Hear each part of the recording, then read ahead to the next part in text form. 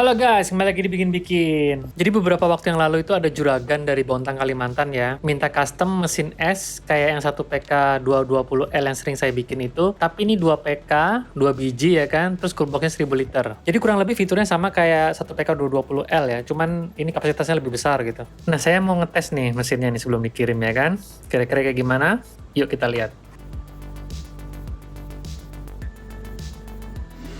Oke, jadi mesin ini mau saya bawa ke tempat yang listrik memadai ya. Jadi di rumah saya kan listriknya 16 ampere tuh, sedangkan mesin ini tuh butuhnya minimal 25 ampere, jadi 5500 watt ya. Jadi desainnya tuh portable sama kayak yang 1PK 220L itu ya, sama-sama modular gitu. Nah, mesin ini saya pindahin dulu ke tempat yang listriknya memadai. Jadi ini udah saya bikinin instalasi listriknya ya, udah pakai grounding, terus satu pas ya kan, di sini listriknya 3 pas, jadi di convert aja ke satu pas. Kalau beli mesinnya dapat wall socketnya ya, 3 pin itu ya, soket 32 ampere itu. Nah ini saya pakai MCB 40, ya kalau gede sih nggak apa-apa, tapi jangan lebih kecil dari 25 ya kan. Oke, jadi karena nggak ada wadah lagi, itu saya bikin larutan air garamnya itu di cool boxnya langsung gitu ya. Jadi kalau mau produksi es kantong gitu ya, jadi ini bisa muat sampai dengan 320 kantong lah sekali produksi itu. Kantong plastik yang ukuran 1 kilo itu ya. Jadi bisa 120 liter air sirkulasinya atau 200 liter. Cool box ini fiturnya sama-sama kayak mesin es yang 1PK 220L itu ya. Jadi inlet outletnya bisa kita tutup. Jadi kita tutup dulu baru kita bikin larutan air garam tuh. Jadi garamnya biar nggak masuk ke pompa. Karena kalau garamnya itu masih kasar gitu malah nanti nyangkut gitu ya. Nah, pompanya kalau sudah agak halus, nah pompanya kita bisa pakai untuk melarutkan air garam lagi tuh. Jadi biar lebih larut lagi, kita bisa pakai pompanya. Kompresornya masih mati, kita hidupin pompanya aja. Nah, ini ada garisnya ya. Jadi garis bawah itu, di bawah garis hitam itu yang pertama di bawah itu sekitar 100 liter. Jadi kalau yang garis kedua itu yang di atas itu 200 liter. Cuma ini saya bikin ini tidak dihitung ya air tawarnya itu. Jadi kira-kira ini ngikutin garis ini, dan jadi setelah saya ngetes mesin ini, airnya saya masukin ke tandon gitu ya. Itu saya ukur lagi gitu volumenya. Itu ternyata dia 160 liter. Jadi saya pakai air garam ini untuk testing mesin ini itu sekitar 160 liter. Oke, udah siap ya, saya mau dinginin larutan air garamnya, saya hidupin kompresor. Jadi panelnya ini modular ya, bisa dicopot-copot gitu. Terus ini udah safety-nya udah lumayan lengkap, jadi ada RCBO, jadi kalau misalkan ada kebocoran arus gitu ya, itu langsung nge-cut gitu dia listriknya. Terus ada pengaman voltage-nya juga, misalkan ngedrop voltasenya atau terlalu tinggi gitu ya, itu juga ada pengamannya. Nah, nanti yang hidup itu pertama itu si kompresor satu dulu. Baru nanti setelah 30 detik gitu ya, baru kompresor 2 yang akan nyala tuh. Jadi biar nggak tarikan pertamanya tuh kayak terlalu tinggi gitu ya ampernya. Jadi biar agak gantian gitu.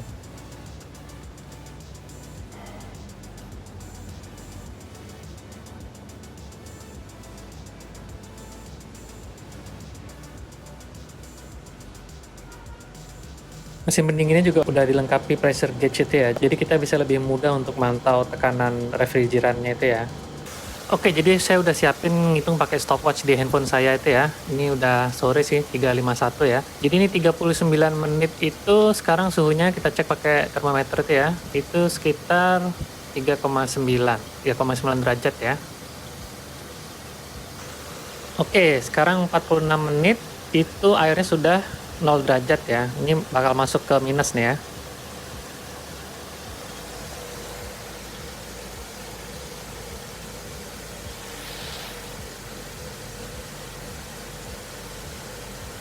Nah, 1 jam 14 menit suhu air garam sirkulasinya sudah sekitar minus 8 ya.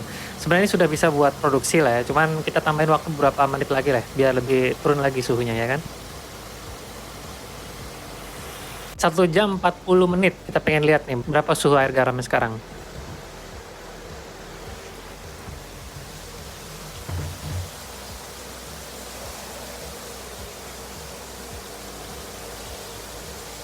Sekitar minus 12 ya, minus 12. Nah, jadi 1 jam 40 itu dari air garam itu yang suhu tadi berapa ya, 28 itu. Nah, sekarang kita 1 jam 40 menit kemudian itu sudah minus 12. Kita sudah bisa mulai produksi es kantong ya. Nah, tapi karena ini sudah sore, jadi kalau bisa lihat di stopwatch saya tadi itu sekitar jam 5 ya.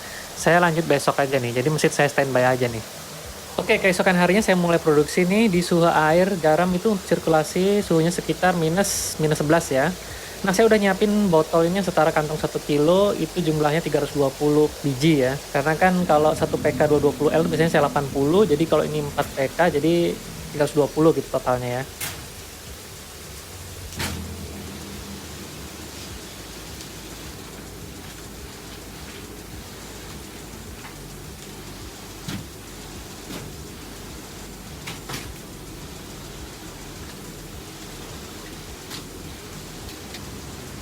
Botol udah masuk semua, nah nggak lupa kita siapin stopwatch untuk ngitung waktu produksinya nih.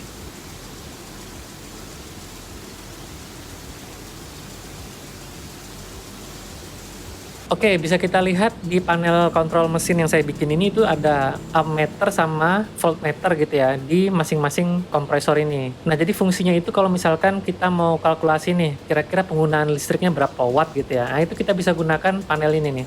Jadi ammeternya sudah saya bandingin sama tang ampere itu ya. Nah, itu cukup akurat itu. Jadi kita hitung ini suhu termostatnya -5 ini ya. Bisa dibilang itu pas suhu produksi lah ya. Karena nanti kalau misalkan airnya sudah turun ya -10 gitu, nanti penggunaan wattnya juga itu biasanya lebih rendah. Jadi kita pakai di suhu ini aja kita kalkulasiin gitu biar dapat penggunaan listriknya secara umum gitu ya. Nah, jadi kita bisa pakai penghitungan sederhana aja. Jadi wattnya itu sama dengan voltase kali ampere gitu ya.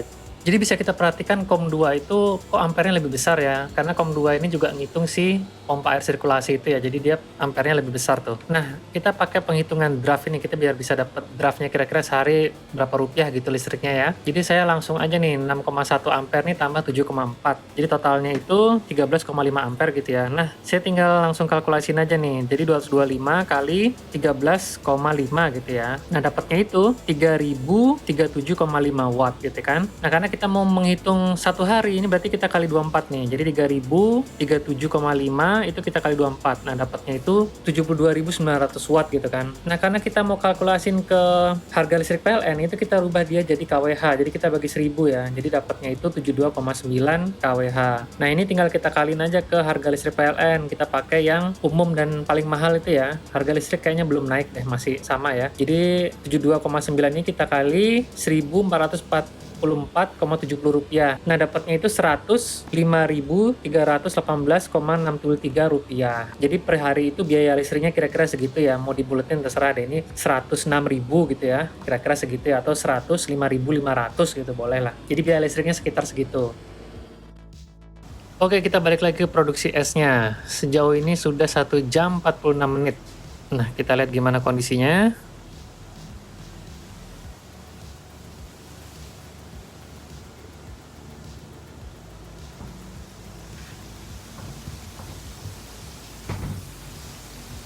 Oke, jadi ada beberapa yang udah mulai beku gitu ya. Ya, namanya juga masih 2 jam kurang lah. Isinya 300 pula ya kan.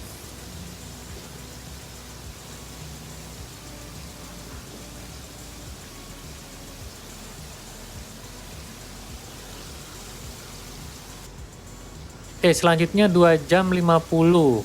Jadi hampir 3 jam ya. Wow, yang mau beku itu udah makin banyak ya. Dan mungkin kalau panen berkala ini udah ada beberapa yang bisa untuk dipanen ya. Cuman saya kali ini nggak panen berkala nih, jadi saya nunggu sampai beku semua gitu ya. Jadi suhu airnya itu sekarang udah sekitar -6 ya, -5, -6 gitu. 2 jam 50 menit.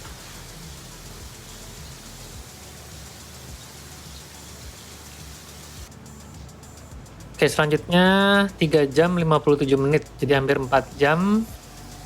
Nah, ini mayoritas udah pada beku ya.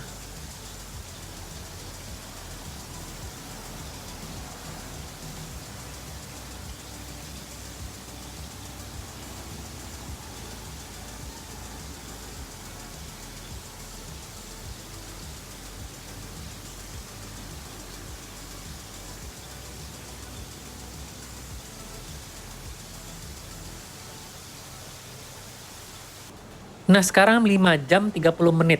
Kita mau lihat nih.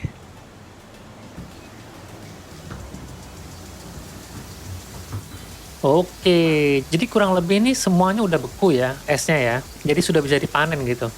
Cuman saya mau tambah 1 jam lagi gitu, supaya suhunya bisa lebih rendah lagi, terus mungkin kualitas esnya lebih baik gitu ya.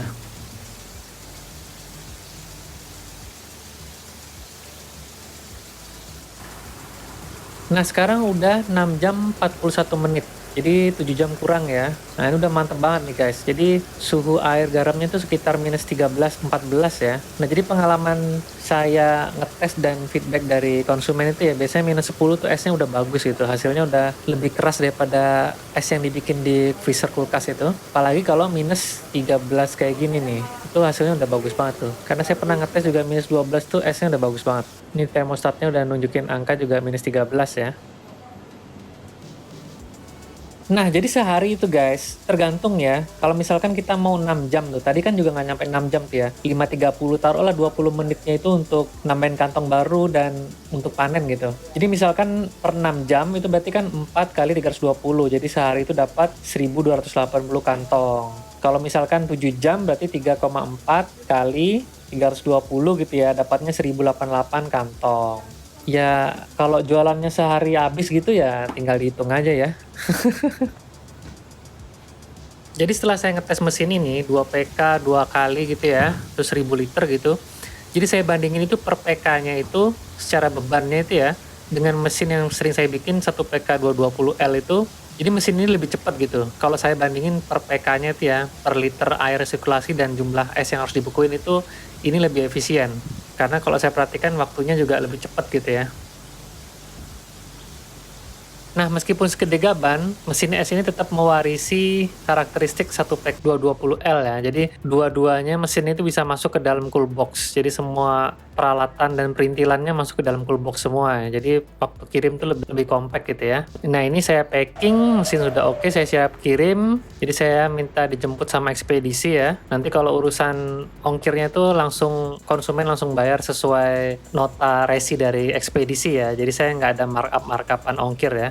Oke, buat calon-calon juragan yang mungkin tertarik bisa cek link Tokopedia saya di deskripsi video ya. Terima kasih sudah nonton. Jangan lupa like dan subscribe. Sampai jumpa di video akan datang.